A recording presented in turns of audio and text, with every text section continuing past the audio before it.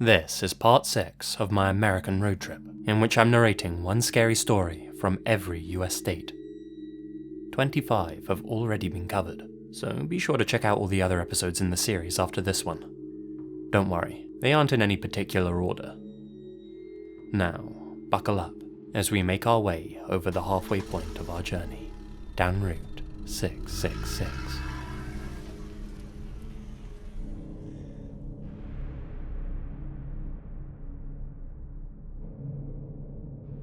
I grew up in a small community in Pennsylvania. I was young at the time, maybe 4 or 5 years old.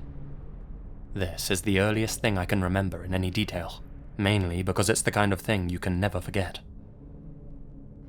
My parents went out for dinner one night with friends. They had arranged for one of our neighbors, a teenager called Lori, to come over and watch me. She was a nice girl, friendly and always smiling.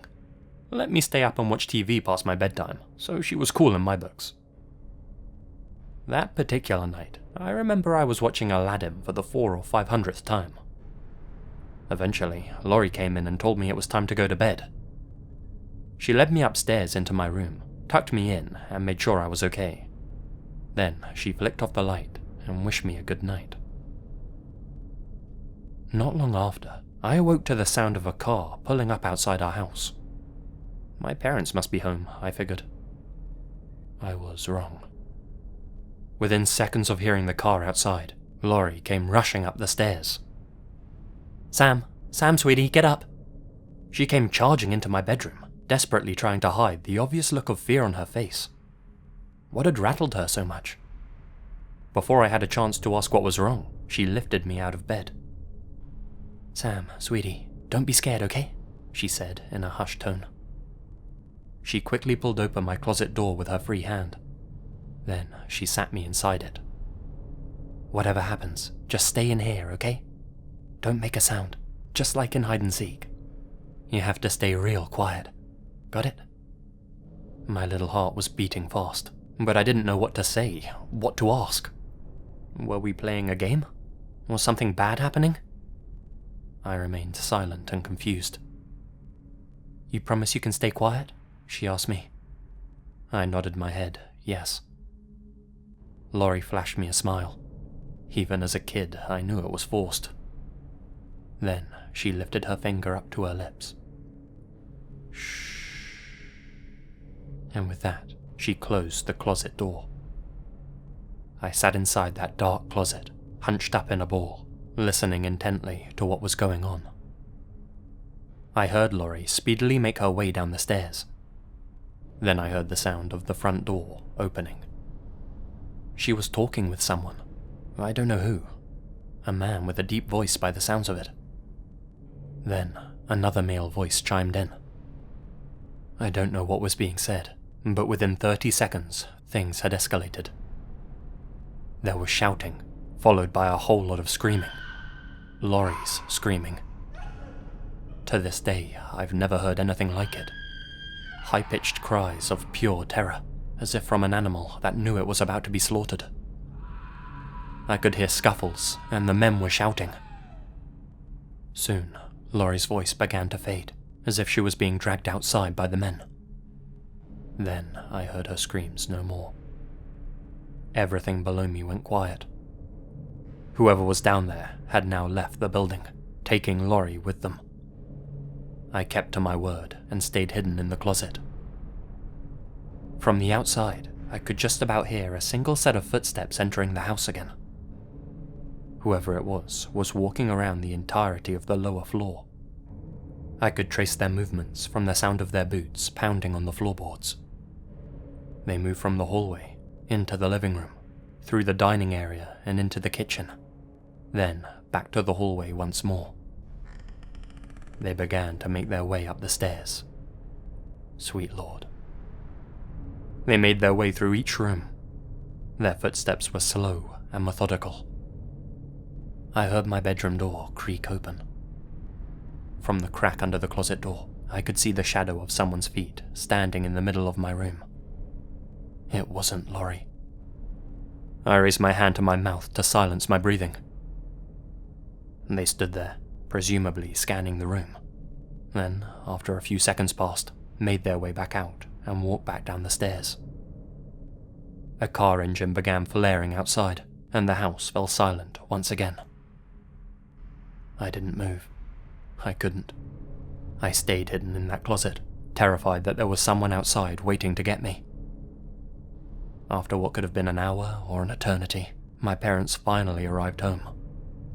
I was safe. Nobody ever saw Laurie again. The authorities never found her. Nobody knows where those men took her or what they did with her.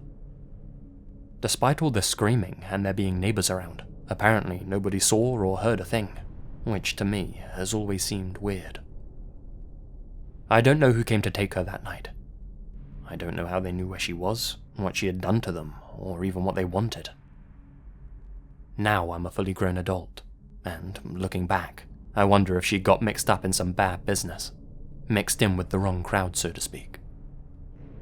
Whatever the case, I remember she was a nice person, and she didn't deserve what happened to her. She definitely saved me that night, though. For that, I'll be eternally grateful. I remember moving house not long after that incident. My parents couldn't stand the thought of living in that neighborhood after that.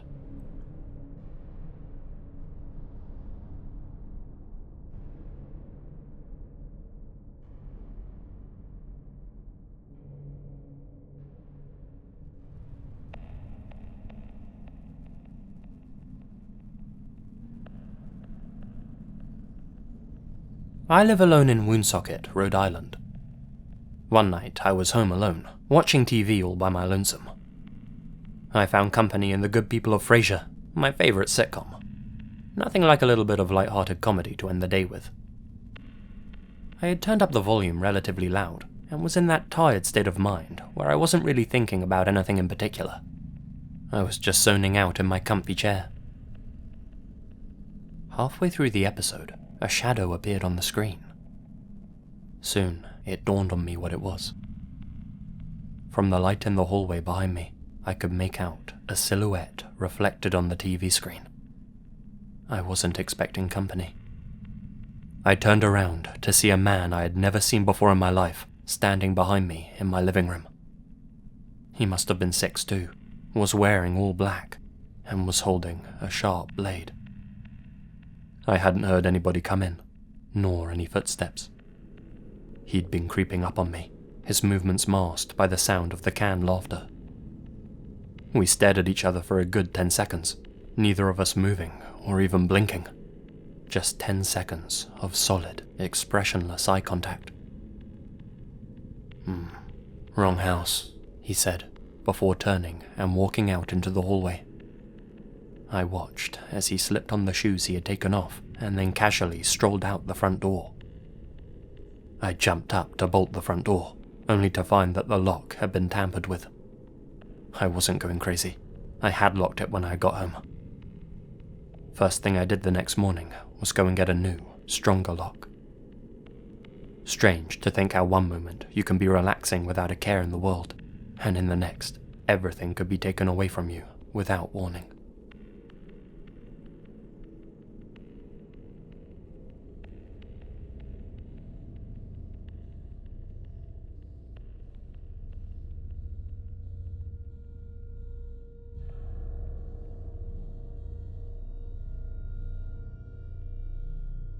I live in a small town that sits alongside Bayou Teche, a huge body of water that stretches on for 125 miles in the heart of Cajun country. Where we're from, there's a little-known urban legend. Only folks who live around the bayou seem to know about it, and even then, only in certain circles. I only came to learn about it after I had an encounter with this thing myself. I'll get straight to it. I was out walking with a couple of friends of mine a few years back. One of those boring summer afternoons where you don't have anything to do but wander around aimlessly. Out of nowhere, all the sounds around me stopped. All I could hear was an eerie, loud breathing filling the air. It wasn't my breathing, nor the breathing of my friends. It was coming from elsewhere, but it was loud, and it was prominent. And it was literally the only thing I could hear. "Do you guys hear that?" I asked my friends. Well, I think I asked. I could feel the words escape my mouth, come out of my throat, but I couldn't hear them. I couldn't hear what my friends were saying back to me either. Their lips were moving, but all I could hear was that damn breathing. No birds, or rustling, or footsteps, or any other natural sounds at all. It was surreal. "Hold up," I said, and tried to say, and motioned for my friends to wait for me. I then moved towards where I thought the breathing was coming from, behind a few trees next to the bayou.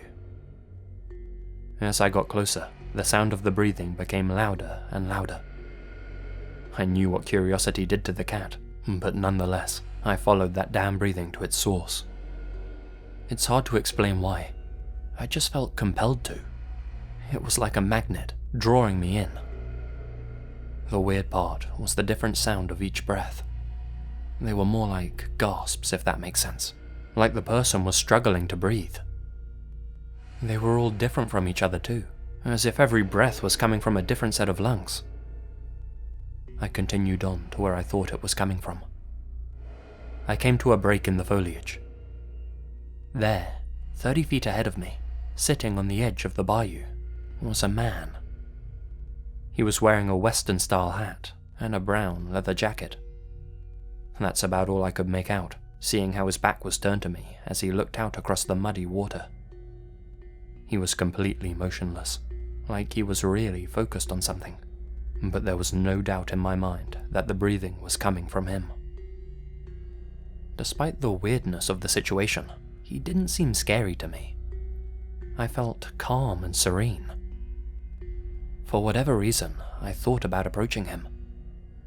I managed to shake that thought out of my head, and instead called out a soundless, "Hey!" Only the man's head moved. It slowly turned around to face me. His skin was the same shade as the leather of his jacket, and he looked to be half decayed. He had no lips, no eyes, just exposed teeth and 2 huge black holes. After staring at me for a few seconds, the man began to stand up. All sounds came back to me in that instant. As I looked into those dark pits in his face, my sense of calm disappeared. Now all I was filled with was dread. I bolted and ran back to my friends, told them we needed to leave immediately, and explained everything on the way. Most of them told me I was crazy, but one of them told me to come and talk with his grandparents. You see, the folks whose family have lived around Bayou Teche for generations, they know about the man. I've heard several names floating around for him. Swamp Man, the Cajun Devil, but most just call him the Bayou Man. They say he's like a siren, that he travels around the circumference of Bayou Teche on a continuous loop and draws people away from their friends and families, brings them out to him. Then he lures them to the water's edge and holds them under the muddy water until they expire, leaves them at the bottom of the bayou for the gators. His weird breathing, they say it's made up of the final gasps of each of the people he's ended. You can sleep tight now, they all tell me. The Bayou Man will only try to get you one time. You got lucky. I guess I did. I'm glad I didn't fall for his trick.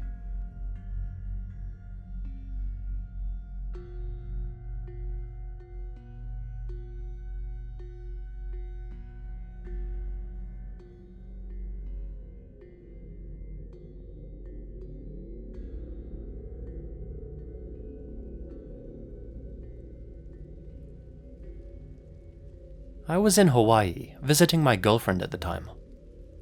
I had rented an Airbnb apartment to stay in, which was a little different to say the least.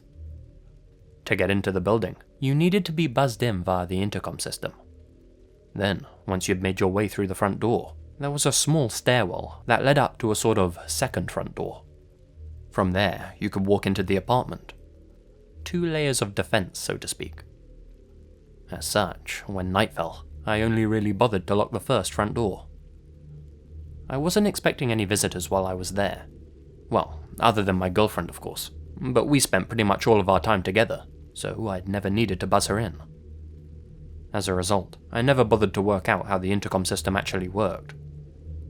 There were 3 unmarked buttons on it, all of which did God knows what. It was my 6th or 7th night there, and my girlfriend needed to spend the night at her parents' place. I was going to be staying in Hawaii for a few weeks, and she couldn't exactly spend every night with me, obviously. We'd spent the day on the beach together, and she left right before dinner time.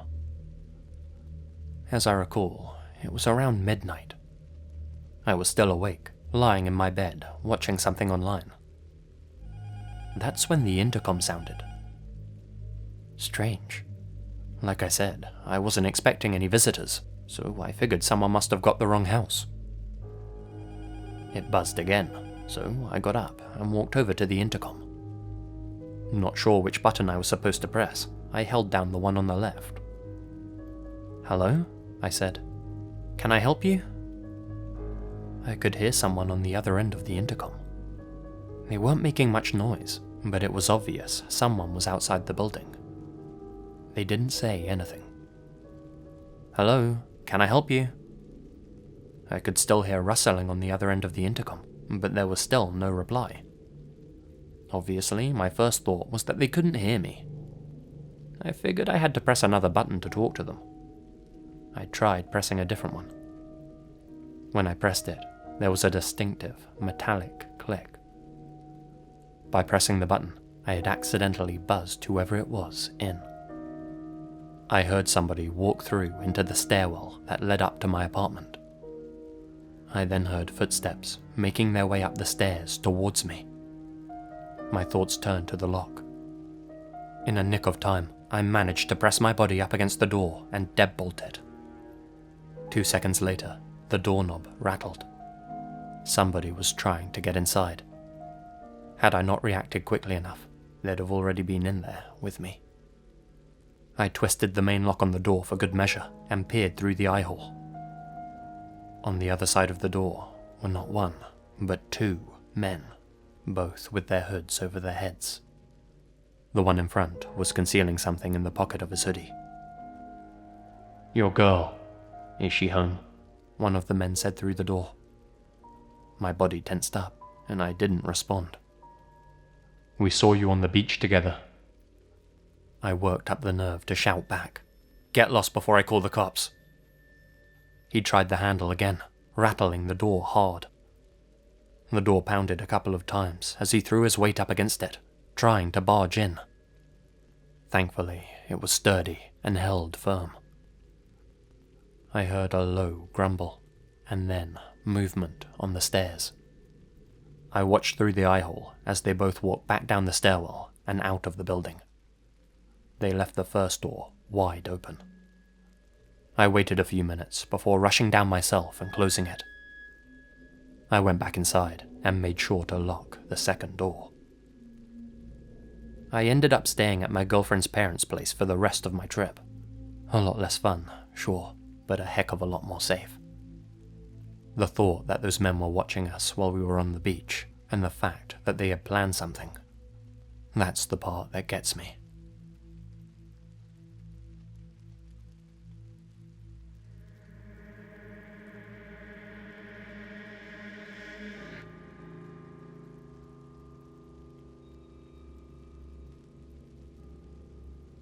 In my late teens, I used to take part in competitive snowboarding.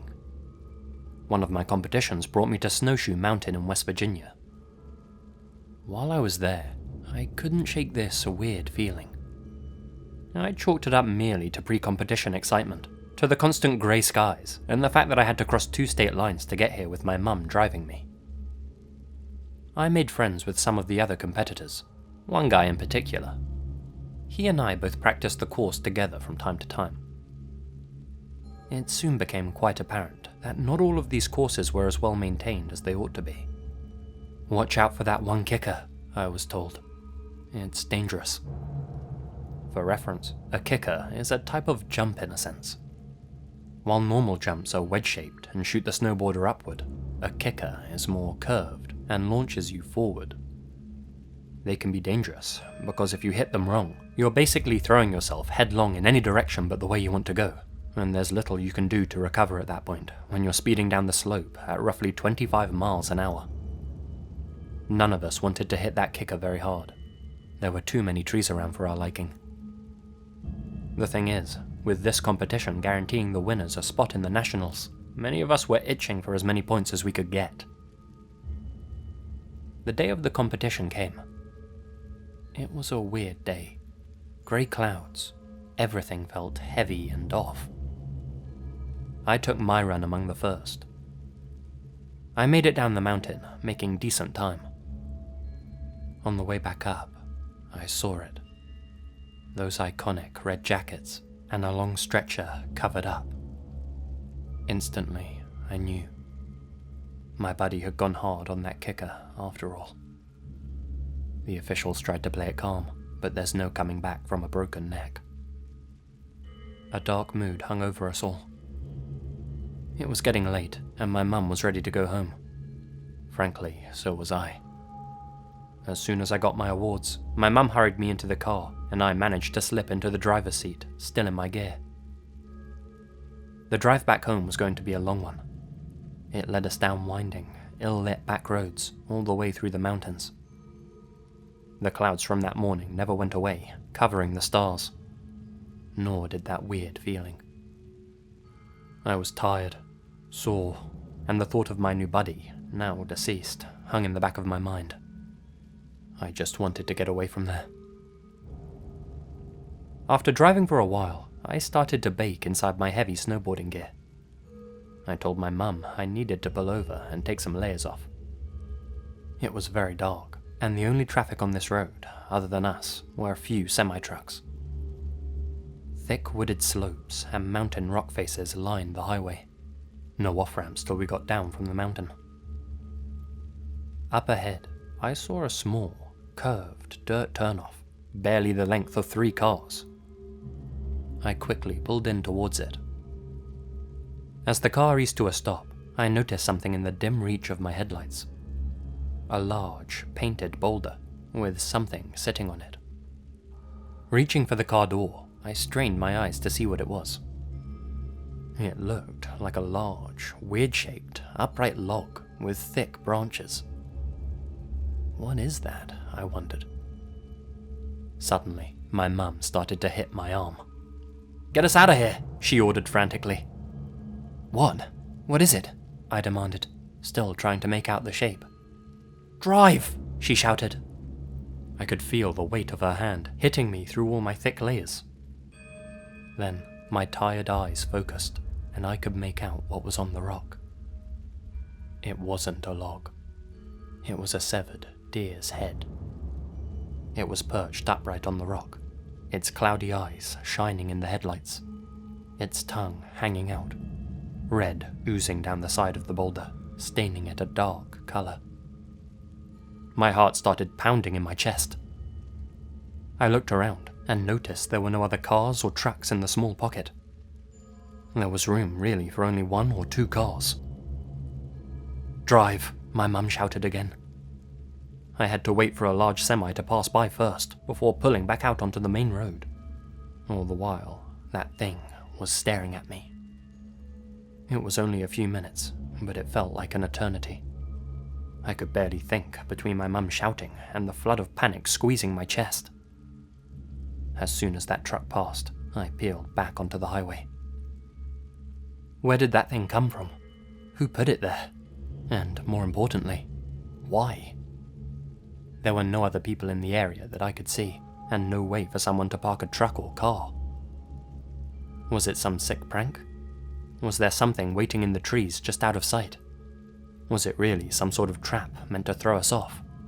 Or was it just some sort of omen related to my now gone buddy? I have no idea, and I really don't want to know. But yeah, that's my story. Just be careful if you find yourself driving through the mountains of West Virginia. Always be aware, and don't take chances unless you have to. We made it down the mountain okay, and I've been back to snowshoe since then. Thankfully, I've never come across anything like that again. It was just a weird day, I guess. A very dark, weird day.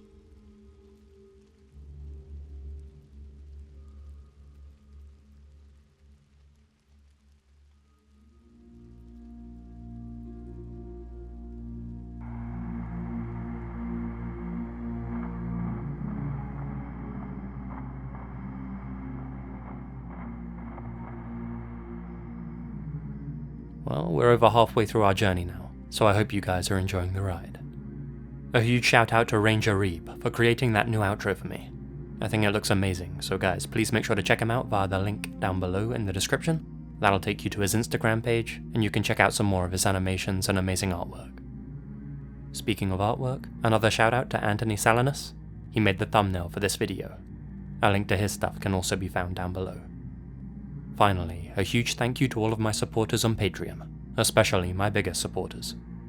Samuel Cotton, Kat Meyers, Sarah Ramirez, Maricruz Cedano, Matthew J. Bauer, AnimeWimp, FunWithFailure, Crazy MaskParade, James Labour, John Crouch, ProCupidineNata, Gina Valera, Philip Westre, Alex Greensall, Monica Mendoza, Scion of the Emperor, Crawford K McDonald, Marley Wright, and ReyPriceBurton. A salute to all of you, thank you. I'm actually going away to Japan for a couple of weeks, but don't worry, I'll still be releasing a video while I'm out there. Until then guys, you all stay spooky. And remember, the best things happen in the dark.